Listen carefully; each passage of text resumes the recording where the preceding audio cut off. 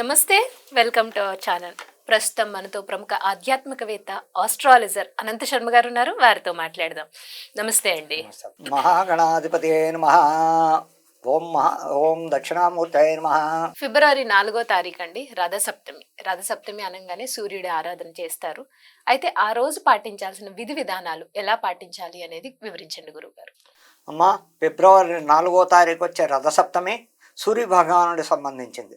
సూర్య భగవానుడికి సంబంధించింది కాబట్టి ఆవేళ ఉదయమే తెల్లవారుజామునే బ్రహ్మ ముహూర్తంలో లేచి చక్కగా దంతావన చేసుకుని కవచాలు అన్నీ తీర్చుకుని కాలకుర్చములు తీర్చుకుని తలమించి స్నానం చేసి ఏ విధానంగా ఆవేళ పాటించాలి రథసప్తమి విధి విధానాలంటే జిల్లేడాకుతో రేగిపండు ఇవి తెచ్చుకోవడం, ముందు రోజు రాత్రి ఇంట్లో పెట్టుకోవడం. ఎంతమంది ఉంటే అంతమంది ఆ ఇంట్లో ఆడైనా మొగైనా చక్కగా ఆ రేగిపండు జిల్లేడాకు నెత్తిపై పెట్టి ఇలా పెట్టి 3 మొగ్గులైనా పెట్టాక అది జారిపోయినా పర్వాలేదు, అలా స్నానం చేయడం వల్ల 3 మగ్గులు తలమించి పోసుకోవాలి.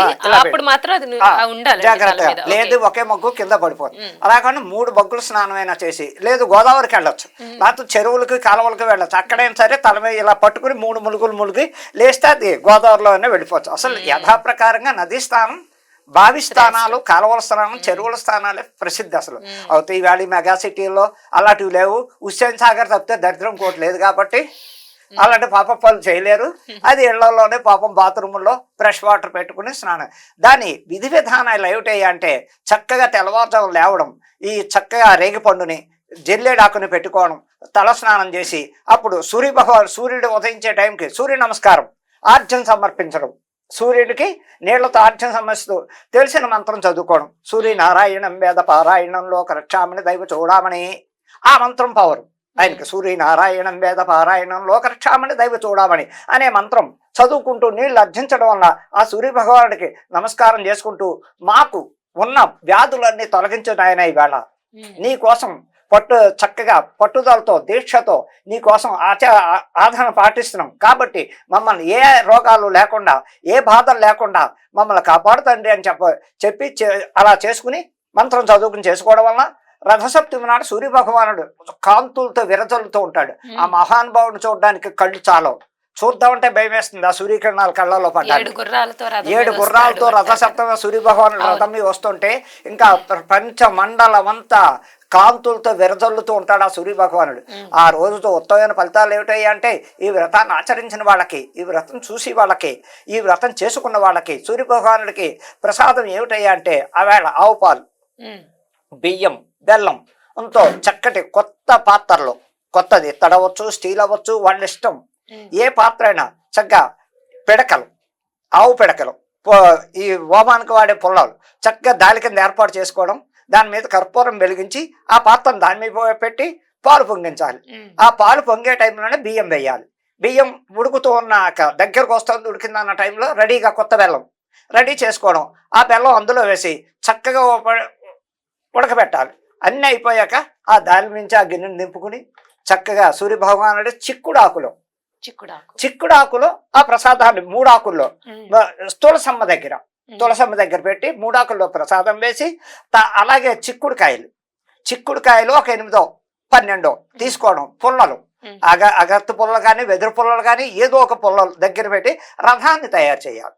ఆ చిక్కుడుకాయలతో రథాన్ని తయారు చేసి చక్కగా అక్కడ ఆ తులసమ్మ దగ్గర పసుపు కుంకుమ చుట్టూరు అంటే పద్మం వేసి ఆ పద్మం మీద ఈ చిక్కుడు రథాన్ని పెట్టి అలాగే అర్చించాలి. సూర్య భగవాన్ని అర్చిస్తూ తులసమ్మ మంత్రం చదువుకుంటూ ఆ మహానుభావుడికి ఈ చిక్కుడాకులో ఉన్న ప్రసాదాన్ని నివేదన ఇచ్చి, తండ్రి నీకు మాకు చేతనేంత మటుకి నీకు రెమెడీ చేసుకుంటున్నాం, నీకు ప్రసాదం నివేదన ఇస్తున్నాం. ఆ ప్రసాదం స్వీకరించాక మాలో ఉన్న ఏ బాధలు ఉన్నా, ఏ వ్యాధులు ఉన్నా మాకు లేకుండా చేసి మమ్మల్ని ఆశీర్వదించిన ఆయన అని అప్పుడు ఏం చెప్పాలి? మళ్ళా ఇదే మంత్రాన్ని కంటిన్యూ చేయాలి. సూర్యనారాయణం వేద పారాయణంలో రక్షామణి దైవ చూడమని అని భాస్కర్ గాయత్రి చదవాలి.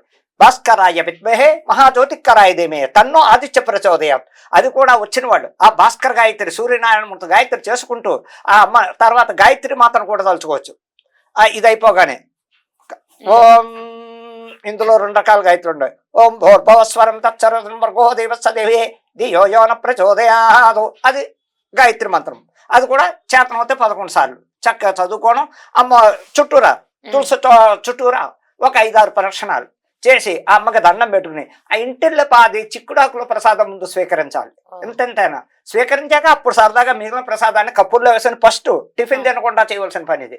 కప్పుల్లో వేసిన ప్రసాదం స్వీకరించి ఇంటికి ఎవరన్నా వస్తే ఇచ్చి, లేదు ఓ ముత్తైదుకి ఆ వేళ రేగిపళ్ళు, ఆ వేళ అరటి పండు, తామలపాకు, ఒక ఎర్రని జాకెట్ ముక్క, ఓ ముత్తైదున్న 2 ముత్తైదులను పిలిచి ఈ ఇంట్లో ఉన్న ఆడావిడ వాళ్ళకి తాంబూలం కింద ఇచ్చుకోవడం వల్ల కూడా చాలా శుభప్రదం అని చెప్పడానికి చాలా చాలా చక్కగా పరిష్కారం అది. ఆ ముత్తైదుకి రేగుపళ్ళు ఇవ్వచ్చు, ఎర్ర జాకెట్ పీసు తామలపాకులతో పెట్టి అందులో 2 అరటిపళ్ళు, అంతకన్నా దానిమ్మ పెడితే, దానిమ్మ పెట్టడం వలన ఎరుపు, ఆ దానిమ్మ పండు పెట్టి ఓ ముత్తైదుని పిలిచి పసుపు రాసి చక్కగా బొట్టెట్టుకుని ఎదురు బొట్టు పెట్టించుకుని ఆ అమ్మాయికి ఆ ఇద్దరికి వైన్ ఇవ్వడం వల్ల ఎంతో ప్రసిద్ధి చెందింది. ఆ ఇంట్లో సుఖ సంతోషాలతో ఉంటారని ఈ సూర్య భగవానుడి రథసప్తం చేసుకోవడం వల్ల అనేక రకాల ఉపయోగాలు ఉన్నాయని చెప్పడానికి ఆస్కారం ఉంది తల్లి.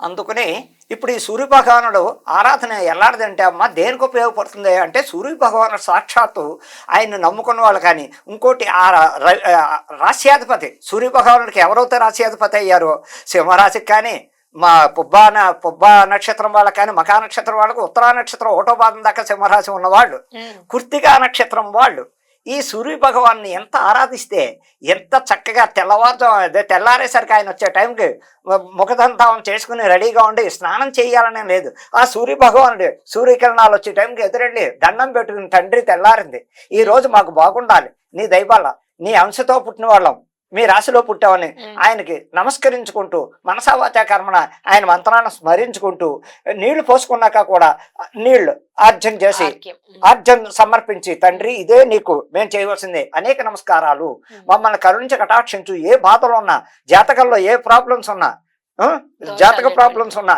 ఏ విధాన బాధలు ఉన్నా, భూ వివాదాలు ఉన్నా, ఇంకోటి ఉన్నా మాకు కాపాడి మాకు దక్కించు తండ్రి అనేక నమస్కారాలు చేస్తూ ఆయన స్మరించుకోవడం వల్ల కూడా ఎన్నో ప్రయోజనాలు ఉన్నాయని చెప్పడానికి ఎంతో అన్నిట్లోనూ సృష్టికర్త అంటే సూర్య భగవానుడు లేదే ప్రపంచం లేదు.